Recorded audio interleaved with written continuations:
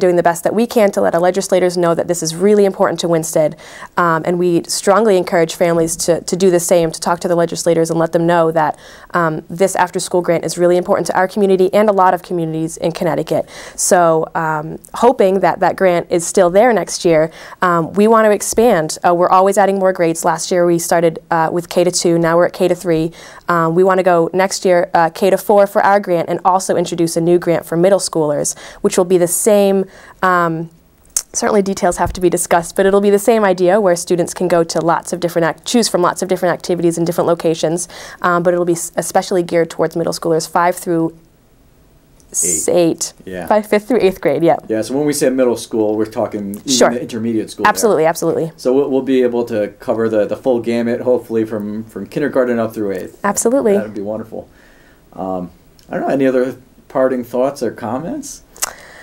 I don't know. I've been excited to talk about this with you, and I'm thankful for the opportunity. Well, thanks so much for spending time with me. Of course. So the CHAMPS program, you know, I'm a little biased, but it's really been a wonderful program, and like Sam said, a great partnership that's done tremendous things in just 2 years, and we're really hopeful and excited about the future for it.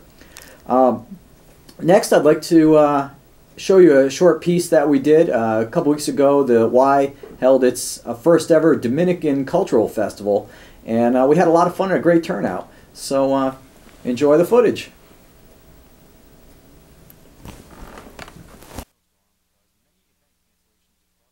When it roared through the state.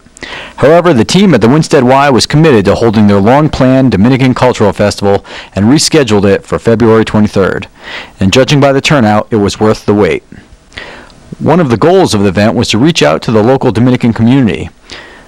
While the Y has a number of staff and a handful of members that are Dominican, they wanted to ensure that the entire community feels welcome at the Y. And the event seems to have hit its mark. One of the fun challenges of the event was communication among the attendees, many of which who do not speak English. Of course, serving the entire community means more than just one group. In that spirit, the free event was open to all so they could experience the Dominican celebration. A number of non-Dominican attendees enjoyed sampling the wide array of traditional foods from fried plantains, chicken, and sweet potatoes to desserts including dulce de leche, a sweet confection made from milk. Among the activities at the event were the many tables of domino games going on throughout the afternoon. This gave a number of people the opportunity to learn the traditional Dominican game from seasoned experts who shared their passion for dominoes with anyone who was interested. It was so popular, in fact, that the Y intends to host a regular weekly domino league. The featured activity of the afternoon was a dancing demonstration by children from the Youth Opportunities Program of Torrington. Wearing traditional Dominican costumes, the dance troupe performed a few numbers on their own and then invited the audience to participate and learn some steps. While some brave souls did their best to keep up with Patricia Pepin, the dance group's leader, it was clear they were all having fun in the process. The hope is that this event will develop into a broad relationship between the Y and the Dominican community. As you can see, everyone was having a great time. I really enjoyed myself. The personal challenge and one of my favorite parts was actually the communication. I was surprised at the number of participants that we had that spoke no English. So I got to bring back all my high school and college Spanish classes and really had some fun communicating with the kids and everybody who was there that day. So like you heard, we're planning to hold an ongoing domino league that we'll be developing, and we'd love to have everyone come on out for that. So contact the Y for some more information about that. But now I'd like to introduce you to my next guest. He's new to Winsted, just showed up today, drove into town this weekend actually. His name is Joshua Scott, and he's the new camp director for Camp Wawa Segoya. That's the brand new camp, new to the Northwest Connecticut Y that we're going to be operating this summer. It's in Southfield, Mass. It's a resident and a day camp. It's only about 25 minutes from Winsted, and it's actually been running for 100 years this year, and we're excited to take it for the next 100 years. But we want to talk a little bit about camp and what it might be like and how it keeps kids healthy and active all summer long and even throughout the year. So Joshua Scott. Thank you for joining us, and welcome to the Y and welcome to town. Thank you. So camp in general, why is camp good for kids? Camp helps kids grow. It helps them become supported. It helps them learn, grow, and thrive. It helps them build character. And our goal at camp is to build character, build friendships, and skills. Excellent. Yeah, it's a tall order, but I know from my experience with many camps that it can achieve all of it. And so, what are some of the ways that you accomplish that? We nurture. We hire very we hire very credentialed staff. We train them to be good role models. We train them how to develop friendships and teach good skills. And we're just there to mentor the children. There to mentor the children and help them through their struggles. Now, what's special about Camp Wawasegoya itself? What's special is that we're a small camp. We're about 80 to 90 campers. We have a high staff to camper ratio. We are a very close-knit. We build friendships, and it's our second home. Campers call it our second home. And it is definitely going to be like a second home. I'm really excited about it. I've been out to the site a couple times. It's actually 500 acres of private property, including a 30-acre private lake. So there's going to be a lot of fun going on out there. So I guess tell us a little bit about the fun that'll be going on this summer. How do you take advantage of all that wonderful facility? We are offering several camp activities where we have a resident camp program. We have a day camp program with busing from the local area.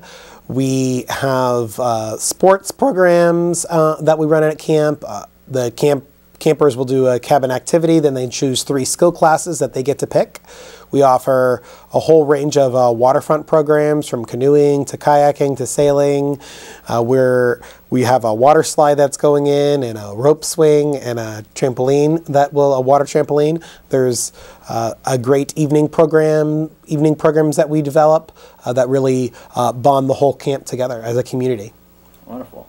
Well, I know the most important thing to parents before they send their kids off to camp, especially an overnight camp, is who am I sending my kids with? You were talking a little bit before about the training you're going to provide for the staff. You as the leader, tell us a little bit about your background in camping. I have about 6 years of resident camp and day camp experience. I'm a certified YMCA resident camp and day camp director and a trainer for YMCA of the USA.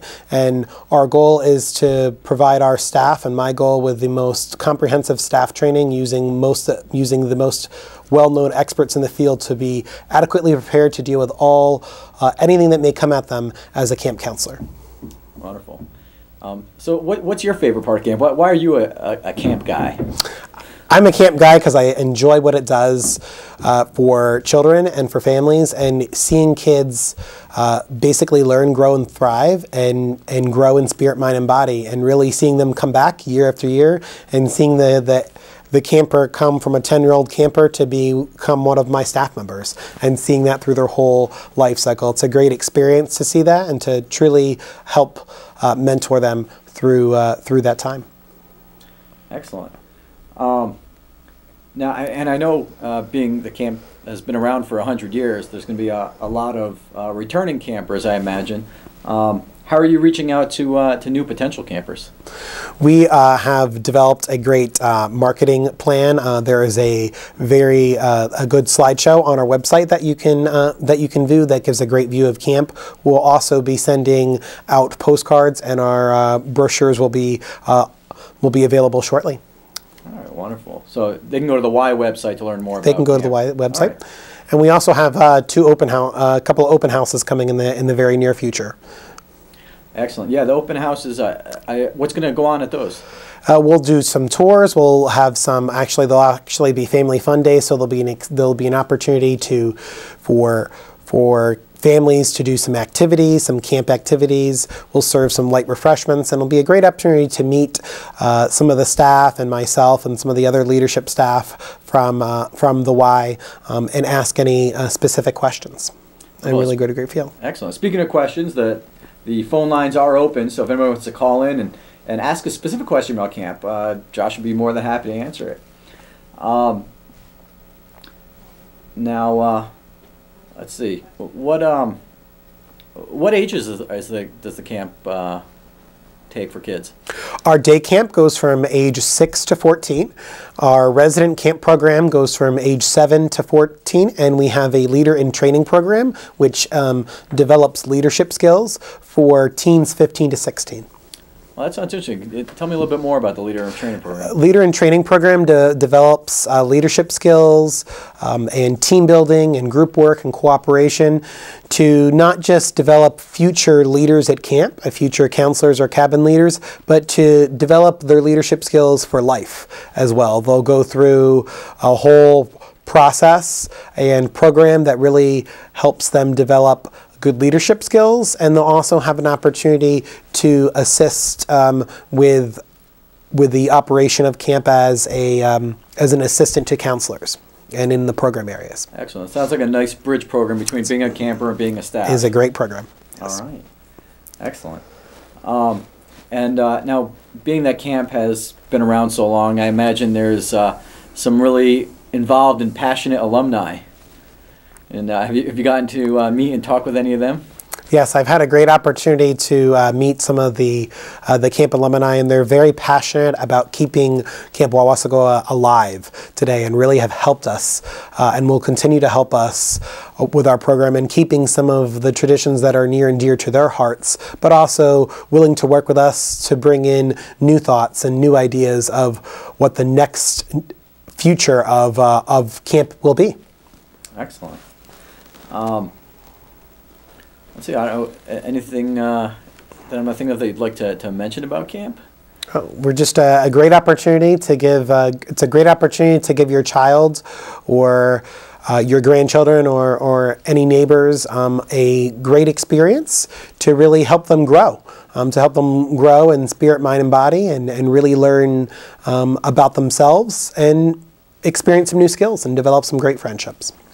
Excellent. Now, are you still hiring staff as well for people looking for those summer positions? We are still hiring staff. We will continue to be hiring staff until all positions are filled. There is information on our website and an application if you'd like to apply to become a staff member. Fantastic. Well, I will say I'm pretty jealous. Josh is going to get to live on site there for the summer, and if you saw the view he's going to wake up to each day. Oh, we have a call. Let's see what question they have. Hi, thanks for calling Focus on Health. How can we help you? Oh, I think we lost him. Sorry about that. But as I was saying, I'm going to be jealous of Josh getting to spend the entire summer out there. Before we go, I just want to let you know about a few other things going on down the road that hopefully we'll see you at the Y. On April 5th, we'll be holding our second annual Boggle Party. It's a fundraising event and family fun event, building support for the literacy program at the Y. So again, it's Friday, April 5th from 6 to 8 p.m. and it's held at the Northwestern Connecticut Community College at the Art and Science Center in partnership with the college. And it's only 10